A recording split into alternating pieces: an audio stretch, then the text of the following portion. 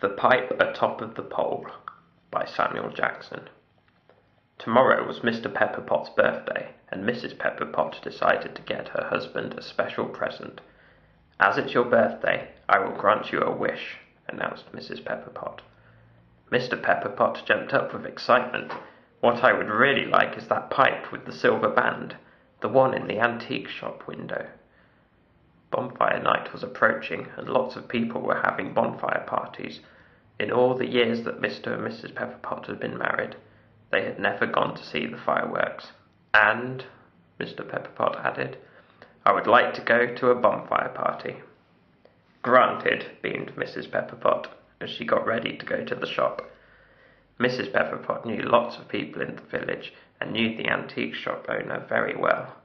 "Good day, Mr. Borridge," Mrs. Pepperpot called out as she entered the antique shop. "I would like to buy that pipe with the silver band around it. Do you still have it?" "I'm sorry," Mr. Borridge replied. "I sold it to the boys who play on top of the hill." "Oh dear, Mr. Pepperpot will be sad," Mrs. Pepperpot said to herself. Mrs. Pepperpot decided to find the boys who played on top of the hill. After lots of panting and puffing, Mrs. Pepperpot made it to the top, but the boys were nowhere to be seen, for they had gone to bed, and so then did Mrs. Pepperpot. The next day, Mrs. Pepperpot returned to the top of the hill, and was relieved to find the boys at play. "Hello, Mrs. P," shouted the boys. "What are you doing up here?" "Well, I was hoping to buy the pipe with the silver band that Mr. Borridge sold to you." "Do you still have it?" asked Mrs. Pepperpot. "Oh, I gave it to my brother, who took one puff on it and felt sick. So we tied it to the rocket on top of the pole in our bonfire," replied the boys, pointing to a huge pile of wood they had collected, and were now hurrying off to the shops to buy some matches. "I must get that pipe with the silver band," whispered Mrs. Pepperpot to herself, and she began to climb the pole with the pipe and rocket on the end. Up and up and up Mrs. Pepperpot climbed.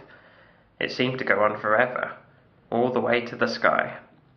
At last she reached the top and saw the pipe with the silver band tied to the huge rocket on top of the pole. "There it is!" cried Mrs. Pepperpot with relief. "Mr. Pepperpot will be pleased." As she went to grab the pipe, Mrs. Pepperpot looked down and saw the boys had returned to light the fire. They were too excited and didn't see Mrs. Pepperpot all the way on top of the pole. "Oh no," thought Mrs. Pepperpot, stuffing the pipe into her pocket. "I can't get down." Suddenly the flames fled up the pole and started to tickle Mrs. Pepperpot's feet. "Ow, that's hot!" cried Mrs. Pepperpot, scrambling into the rocket and holding on with all her might. Out of nowhere the sound of fizzing and crackling filled the air. The flames had lit the fuse, which was shrinking quickly into the rocket. A brief moment of silence and calm followed until... Kaboom! The rocket burst into life, huge colourful flames pouring out of its back, and flew straight towards the Pepperpot residence. "Happy birthday!" cried Mrs. Pepperpot, bursting through the door, singeing lightly. She continued, handing the pipe with the silver band to Mr. Pepperpot. "Come on, let's go. The fireworks have just begun."